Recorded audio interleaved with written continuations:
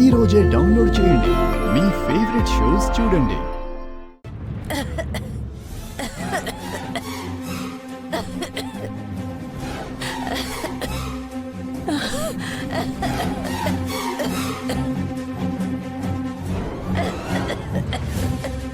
బామ్మగారు బాగా ఆయాసపడుతున్నారు, కొంచెం మంచినీళ్ళు తాగండి.